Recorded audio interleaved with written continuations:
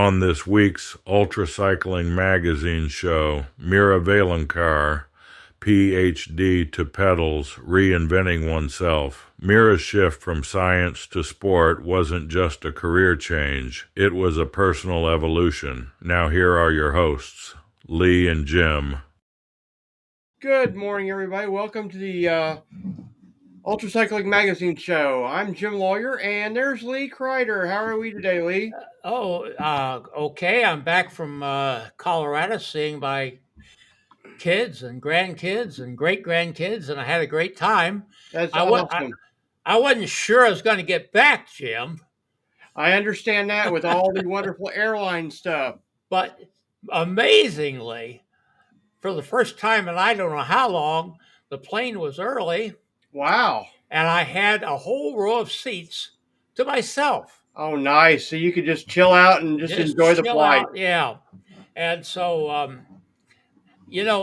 have to comment on and apologize. I don't know if apology is the right word, but to our Indian friends, Yes.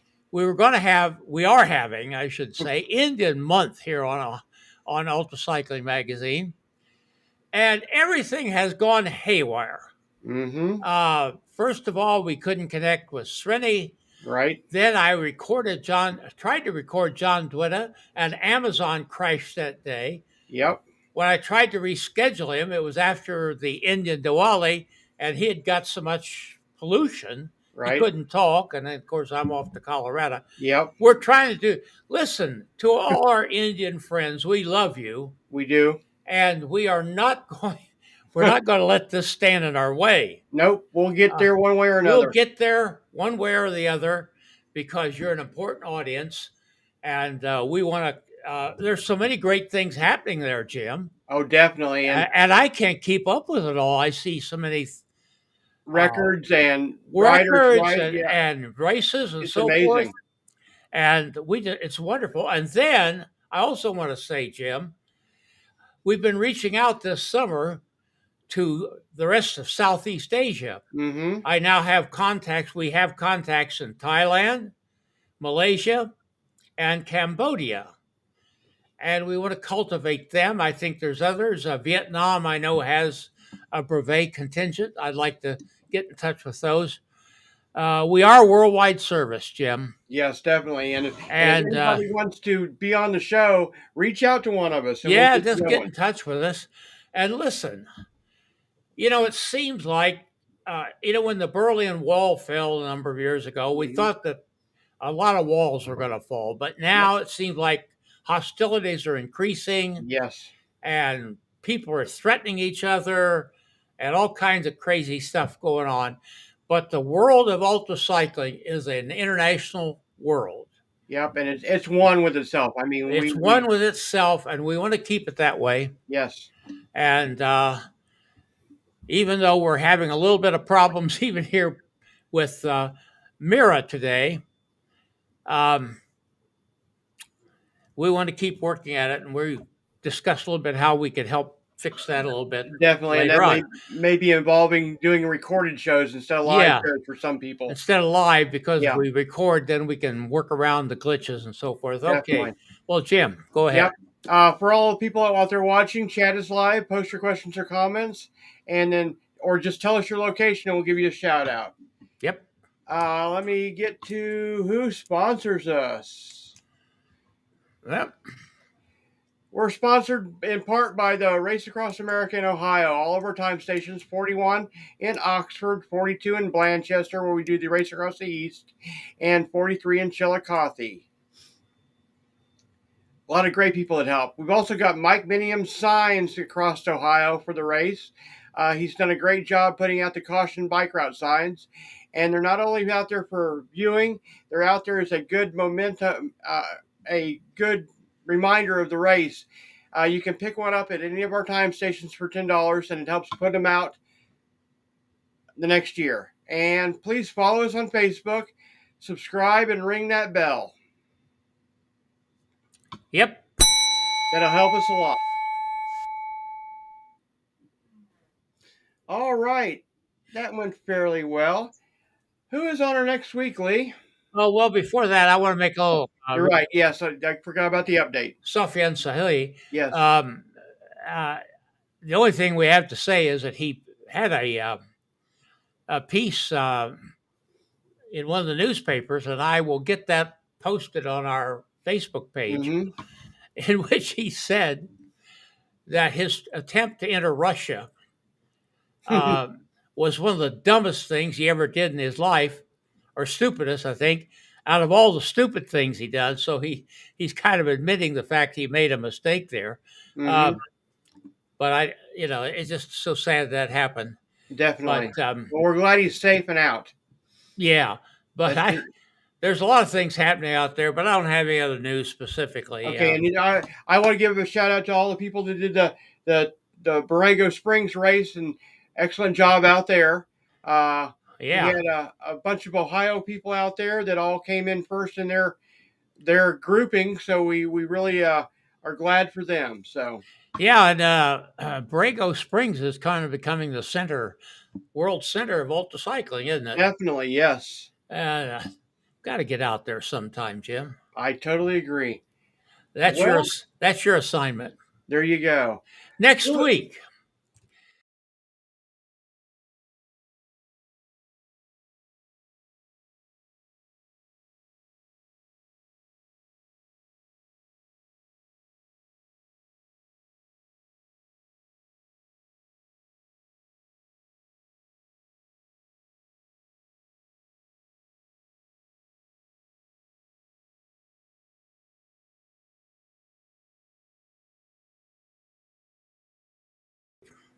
definitely. Well, excellently. Well, I think it's about time to get our wonderful guest on this Let's week. get our guest on here, Meera. There in India, Meera. Welcome to Ultracycling Magazine again. Yes, Thank you. Hello, So, Jim. Hi, Lee. Good so morning. glad, so glad to have you with us.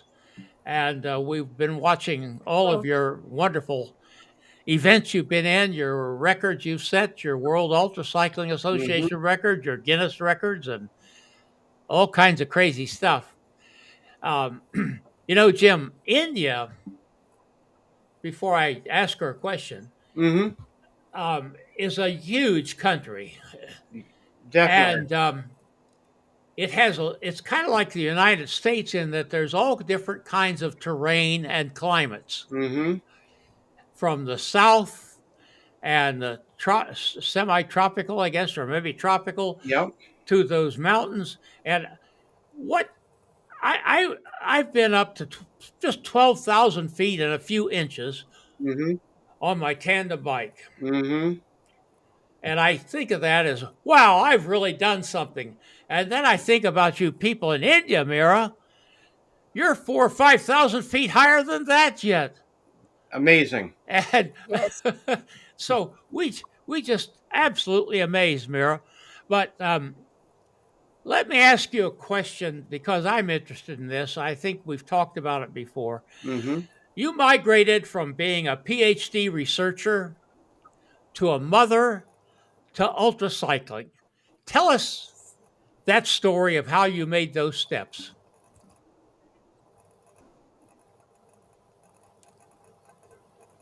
So I think like every other Indian women or many of us, I did my PhD in life sciences, and I was extremely lucky to get married with someone from my own batch. So more than a marriage, it was a companionship, and uh, after relocating, and it's an interesting story. After relocating from USA, from Tulane University in 2011, I was not able to get the suitable employment. Suitable in the sense there was no rewarding research, or there was no reward in terms of money or position or a correct kind of work.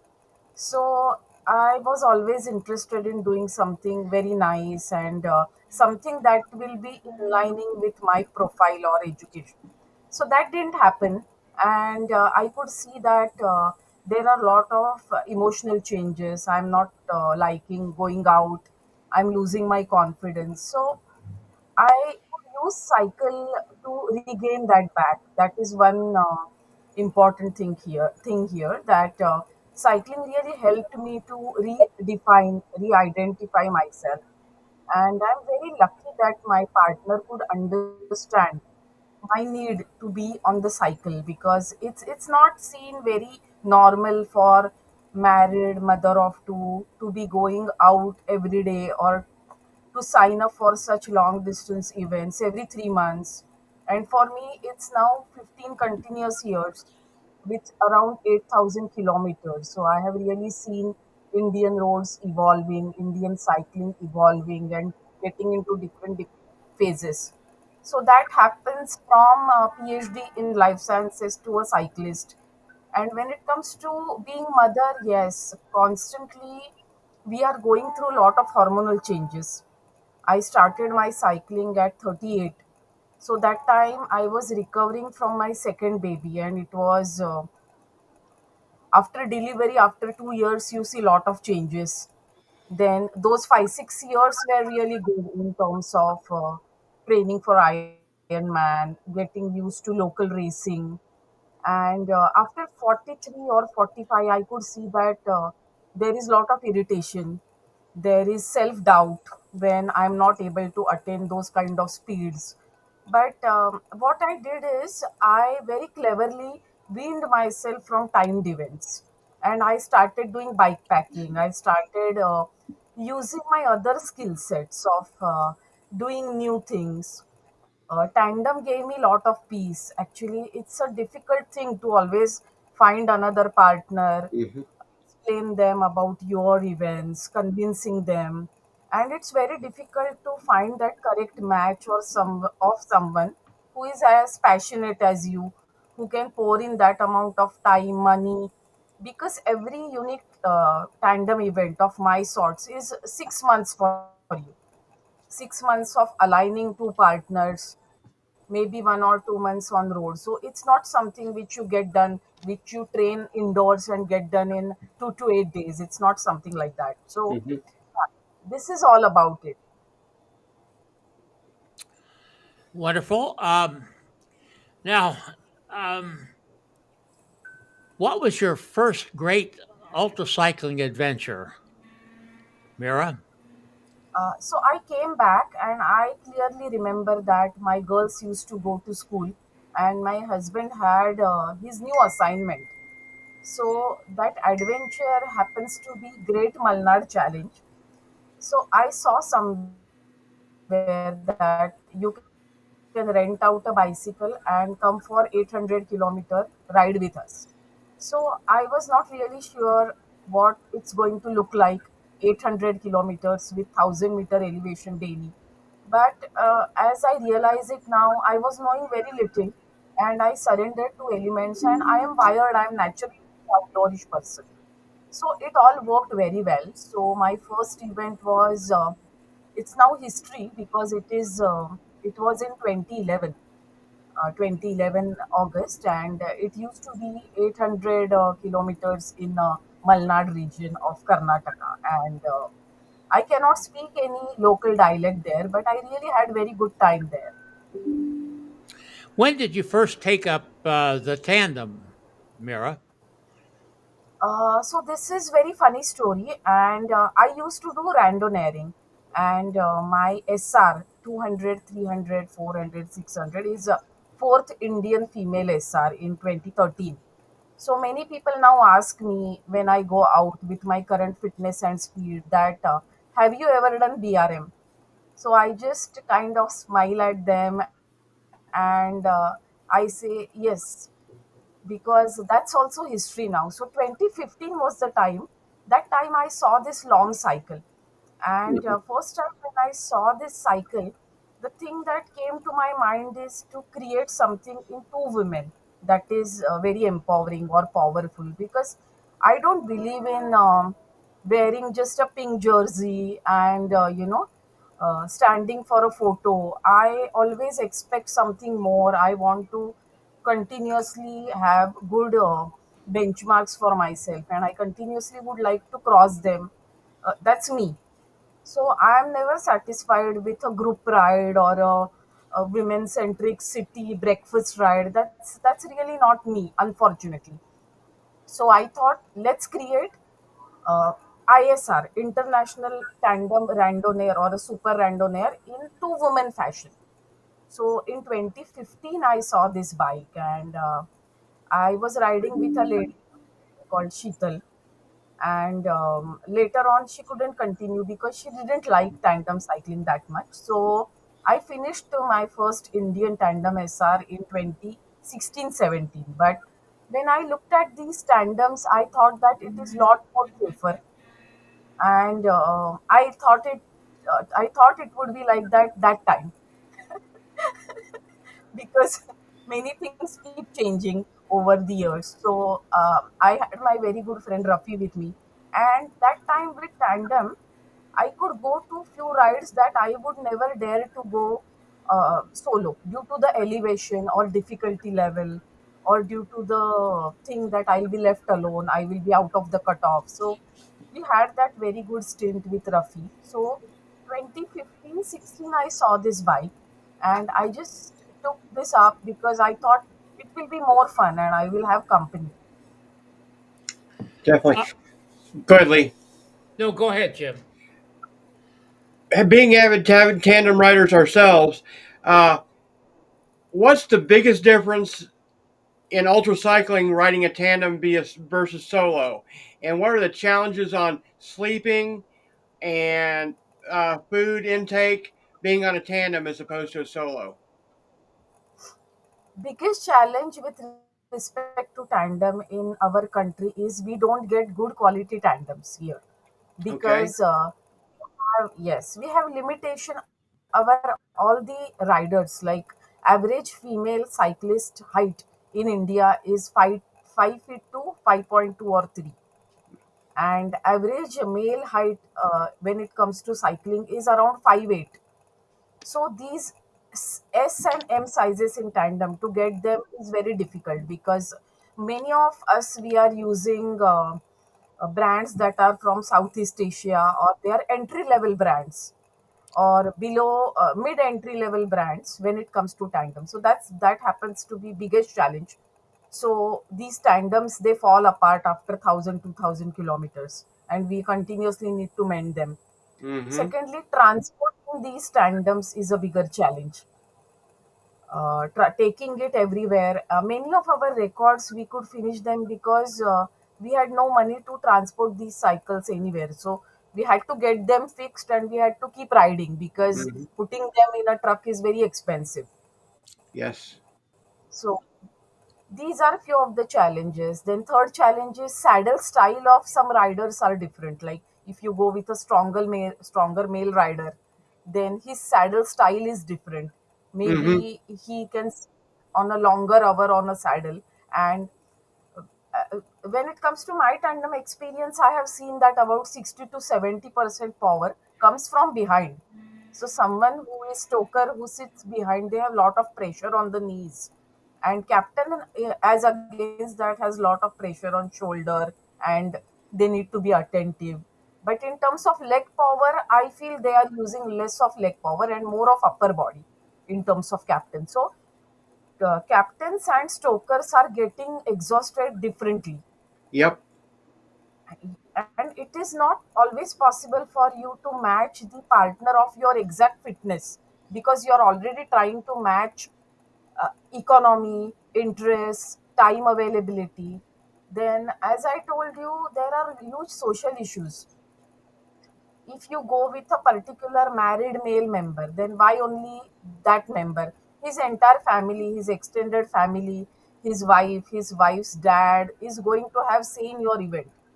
What you should do, how you should do, where you Mm-hmm. should stay. Then, if you go with a younger male rider, then it becomes another issue that they face problems when they actually want to get married. And there is third huge issue if you go with a female partner. So Yep. there are tiny titty bitty issues, but that makes it more interesting. Definitely. Lee? Yeah, one of the things about tandems we all know is you have to have a different mental attitude when you're climbing a hill. um, because they are slow, or we are slow, I guess you'd say.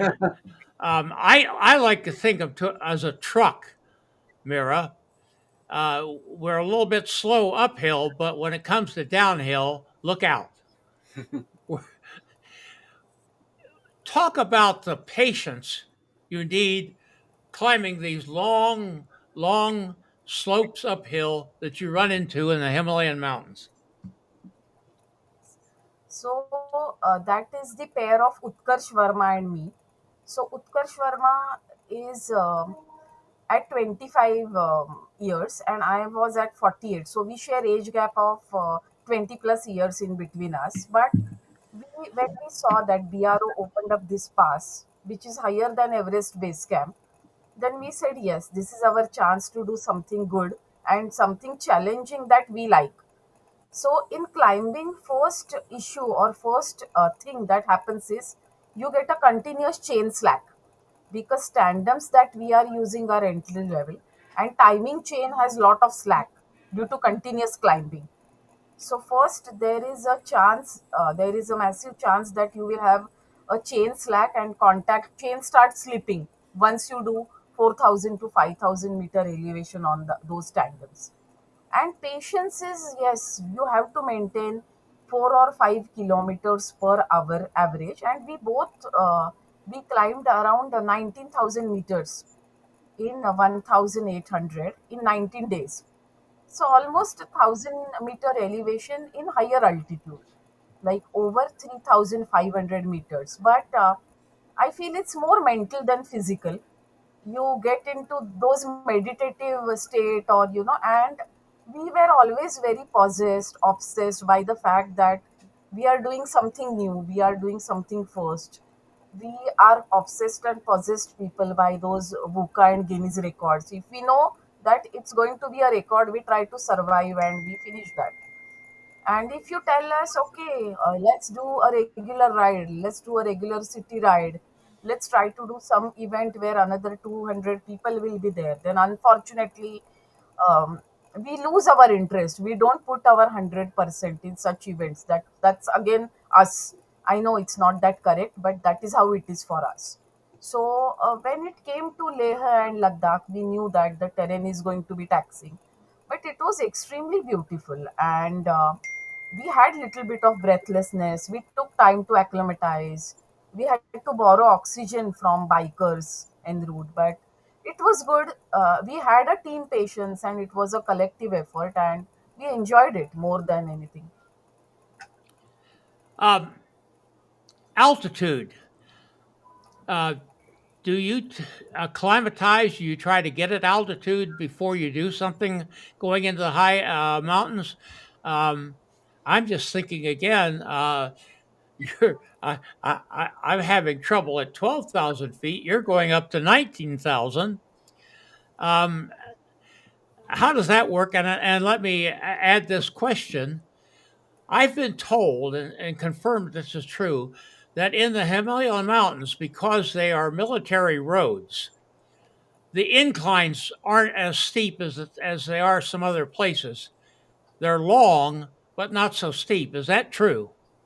It is true, but road conditions are bad. They are not so steep. They are continuous. You have 55 kilometers climb ahead of you that you are climbing at 5 kilometer per hour. Wow. And altitude, does that bother you? Do you have to? How do you deal with that? So, unfortunately or luckily, our speeds were such that when we started from Delhi, we gradually had to kind of acclimatize. We had Jonjila, so it was 13,000 feet, then 14,500, then 15,000, 16,400, 18, and the end was 19,000 feet. So, Hmm. which was little bit higher than Everest base camp. So we could see the difference. Like last 4 days, we were very closer to the target, but we could do. We had our bags and we could do around 40 kilometers a day. We both used to be cranky or different people. Like Utkarsh used to talk very less, and I used to yell or I used to be more expressive. I used to cry, I used to laugh. So it was, I was totally going bonkers. And another medically important thing is every time, like in some of my expeditions, I did 21 high altitude passes in 15 months, different passes. So every 2 months, I was going in high altitude. So that entire year, my cycle, my monthly cycle was messed up. So again and again, you go on high altitude, so your hormonal cycles are disturbed. Then I didn't realize that when I was in the mountains, but that entire year everything changed. Then you have severe constipations, and I could feel some kind of a brain fog also in high altitude, because I was there for more than 10 to 15 days. But again, everything, nothing in terms of breathlessness, because we were not doing 100 kilometers. Or see, there is that thumb rule that over 3000 meters, you only gain 500 meter a day. So we were having good, Utkarsh also has done mountaineering courses, and we could survive and we could enjoy, but we could see some side effects every time we came back for months. Do you ever use oxygen, Mira? Uh, this is, yeah, this is due to oxygen and due to scarcity of food and everything. You only get certain type of food. Our records were unsupported. We don't have crew, we don't have car. Yeah, So you we, can't yes. carry it when you're unsupported, can you? I mean, there's not enough room. So Understood. we were at the mercy of people from Indian army, and they were very good to us. So it is, the air is thin, but we were okay. We were okay. Besides the last 2 hours, over 18,000 feet, we could feel it, over 4,500 meters. But other than that, we were okay. At some points, we both never used to pedal together. Like when I was comfortable in pedaling, he wanted to walk. And when he wanted to walk, I was having kumbu cough or bouts of cough. So that was the challenge, that one partner wants to be on cycle and Yep. one partner wants to walk on a climb. So rather both walk and both push the cycle. Mm-hmm. I may I interrupt with a tandem story, Mira?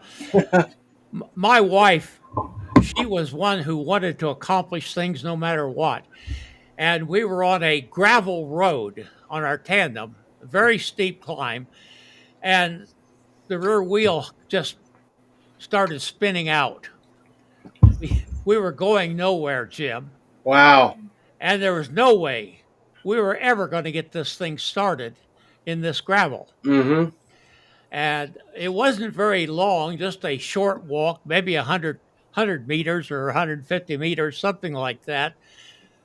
But she was so angry at me, and I kept saying, I can't overcome the, what was it? Scotty used to say, you can't overcome the law of physics. Yep. That tandem was not going to move on that incline. But I think she did forgive me, and we got along fine after that. Oh dear, I didn't mean to interrupt, but you reminded me of that. Oh, Yeah, uh, tandems It's, are fun. They're unusual. yeah. Um, Now, I think the first time you were on the show, Mira, was yeah, right after you had done the Golden Quadrilateral, yes, and I believe you wore out two or three people on that tandem doing that, didn't you? yes. It took What a memory. she was wearing out partners, Jim. I can understand that. My tandem partner wears me out all the time. That I want to say, You know, whoa. Well, not just me. No. we love to tease Jim about his tandem partner, who is about what as big as a minute Yeah, and just full of energy, right? definitely. And that's the only way I can keep up with her. That's why we switched to the That's tandem because why otherwise, they went to tandem. He couldn't keep up yeah, with her otherwise. Oh dear. Enough of that. Um, so you have a number of records, Guinness World Ultracycling events. When we chatted before the show, you have done some brevets, some randonneuring, correct? Yes. Um, Two questions. One, um, will we ever see you here in the United States, you think, racing? Yes, you will see me in United States because I told you that 2015 I started and I was dreaming about doing this ISR on a tandem, and I am this one ride 400-kilometer ride away from that ISR title on tandem. Mm-hmm. There are many people who came after me and they finished their ISR, but I am hell bent on finishing this only on tandem. I don't want to do because my other three rides are done on tandem. I have Mm-hmm. done 100 Malaysia, I have done 300 Thailand, and I have done 600 India because that was the first tandem SR in India. So I want to come and do the flattish 400 BRM to have that ISR title on tandem. So very soon you will surely see me for that. Awesome. Now, you have an India east to west record on the tandem, correct? Yes. Um, what what's your next adventure? What's your next thing you want to do, and when do you think you'll do it?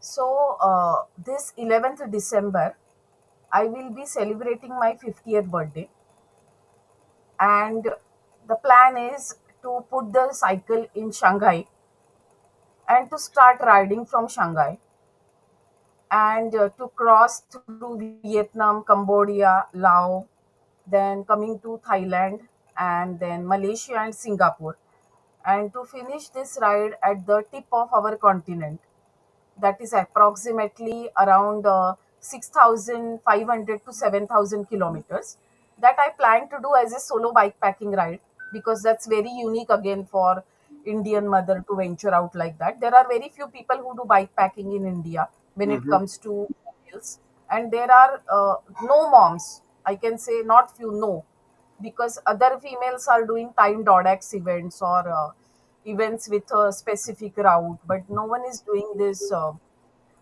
bike packing solo of this magnitude. So I want to embark on this ASAP. Oh wow, And yeah, great.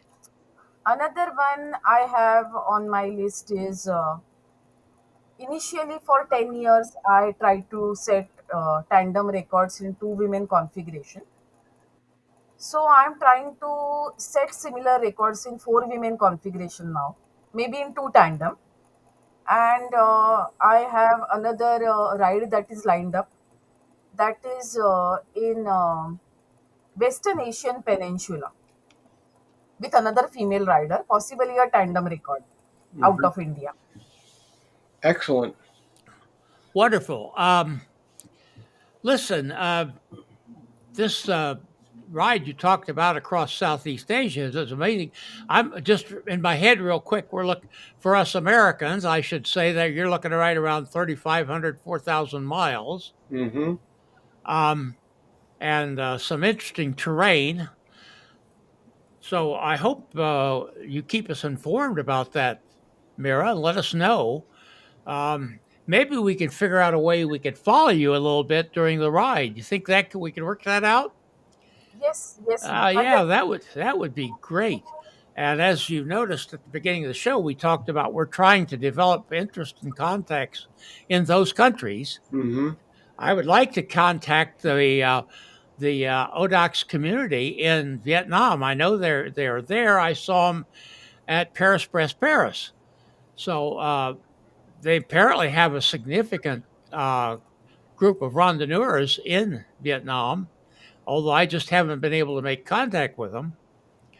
But I think that's a wonderful thing, and that certainly fits our agenda of cultivating our contacts in those countries, Mira. Mhm. Yes. Well, listen, John, Yeah, Jim, who are you? I, I don't know who I am today. I'm asleep. it's early morning here Yeah. in the United States, Mira. Not that early, but we get up kind of early to get things ready here. Um, Jim, she's been a wonderful guest. Oh, I mean, definitely. she We is were just, she is one rough, tough woman. definitely amazing, and keep it And we going. haven't And even brought up the fact that she does long distance running, right, and right? Iron Man finisher. Iron Man, all that stuff. And we haven't even touched on that. But Mira, we wish you well. Thank you for coming to be with us. Keep us in touch about this cross Southeast Asia Yeah, event because we want to go with you if we can. definitely, All right, Jim? Me too. definitely. All right, let me see if we can find Greg, and we'll Don't get go this. away, Mira. Yeah. We'll This is Gregory Zuber, thanking you for watching and sharing. Music by Kevin MacLeod.